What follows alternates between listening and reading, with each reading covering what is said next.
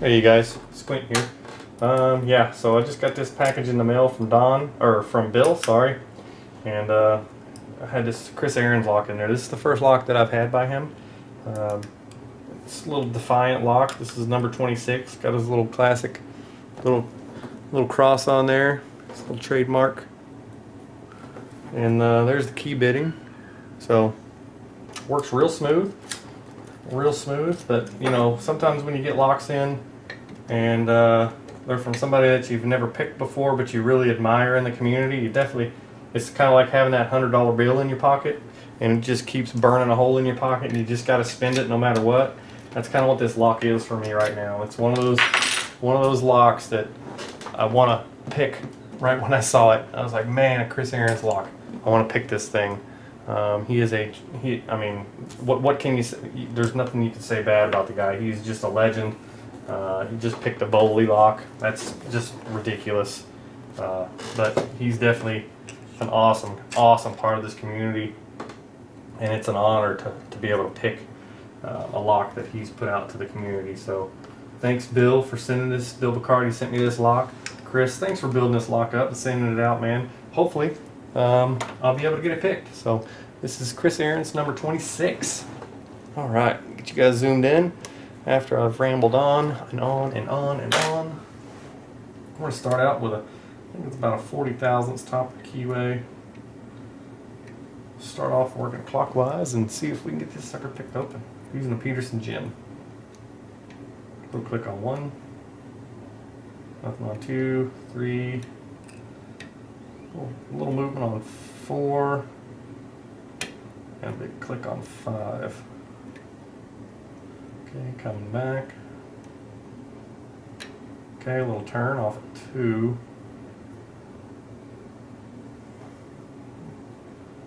Everything's locked up. Little click, took some of the false set away on 1.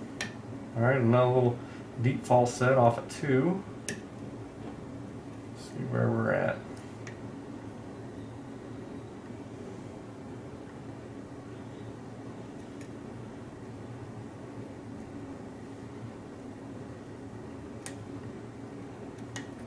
So maybe a little bit too thick of a pick, kind of dragging that warding. Let's see where we're at. Okay, got nothing now. Do the same thing and just use this hook number 1 and 18 to see if it gets off that warding a little bit easier.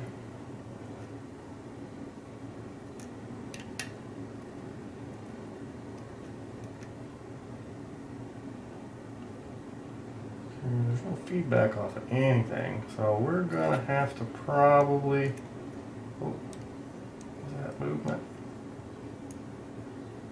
Probably gonna have to manually rotate something.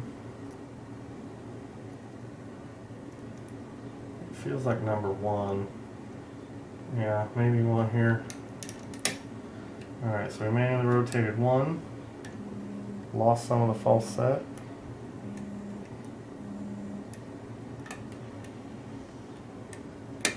Okay, little click out at 3.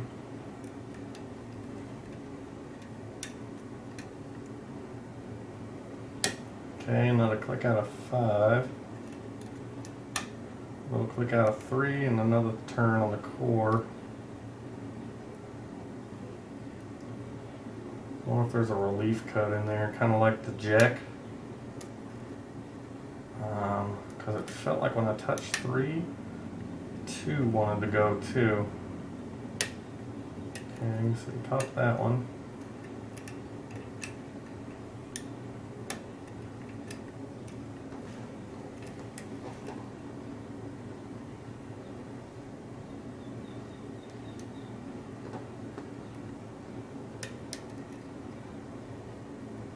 Feedback there. I might need to get that one a little bit higher. Let's see.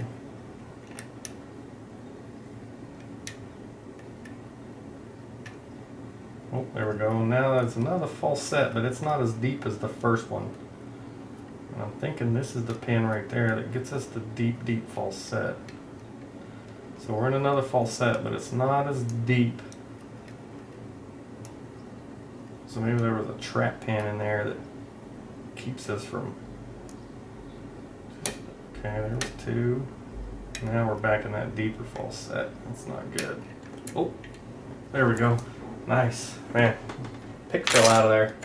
So yeah, between 2, 3, and 4, where the binding order came in there, 4 would put you into a small false set.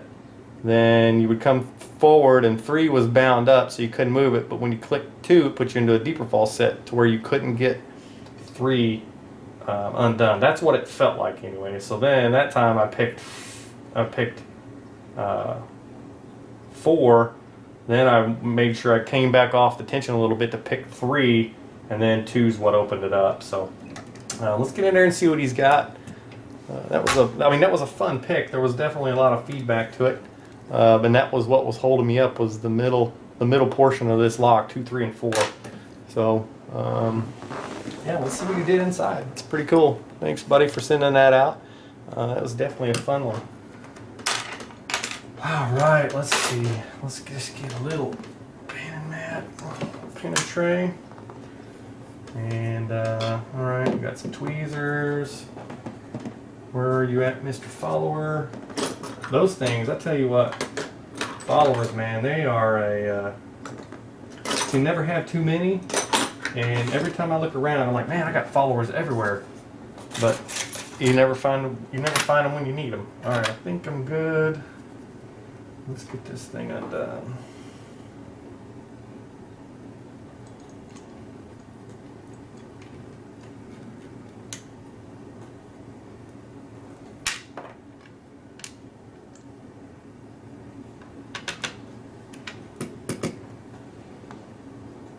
Spring out the way.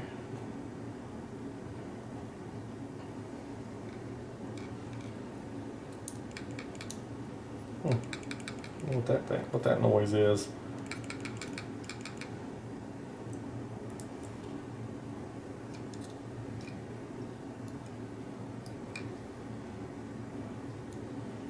And let's see, the key pins are facing me.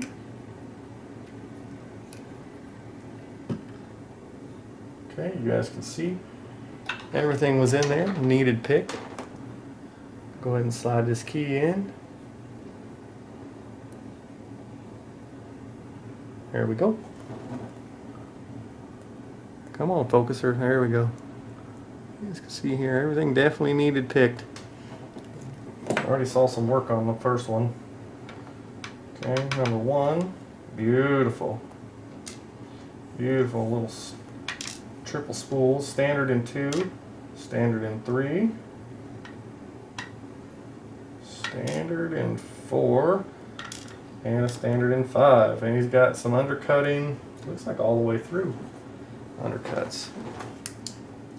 He's got some undercutting in 1, 2, 3, and 5. So 4 was no undercutting. Number 1 pin is definitely a beautiful little, looks like it's a spool T-pin. You know, it's got a lot going on to it. So it's beautiful though. All right, and then you guys can see here he's got nice undercutting, maybe. Undercutting here, and there you go, you can see the little reflection in all of them but 4. Nice work, Chris. Thanks, buddy. All right, let's pull this out. There's the shim. Let's see what he has for us up top.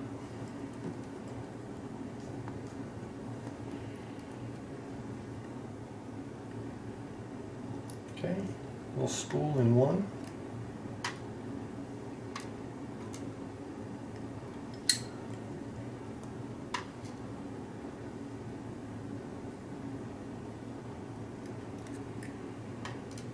Two.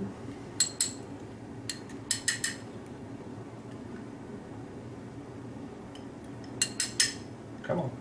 There it is.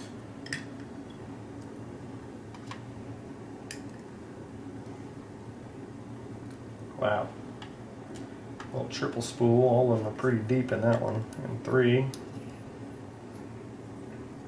Let's go back here to 5. Another little triple spool.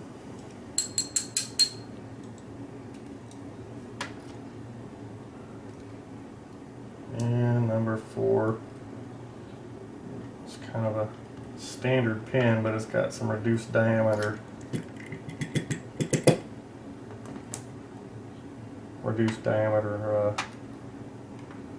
Top on it. So this is the one, I'll show you, this is what I was having problems with. So it's just the inside of the lock. Let's see if he did anything up top. I don't think so. I don't see any of those removed. Nope, we're all standard up top. Alright, let me zoom you guys in. I'll show you kind of what I was talking about when I was picking this lock. What I felt, anyway, was going on. Check these beautiful pins out. Alright, we are squared up. Alright, here's number 1. Like I said, this key pin here, it's almost a triple, but it's a spool here with a reduced diameter up top. So it's definitely could throw you for a loop.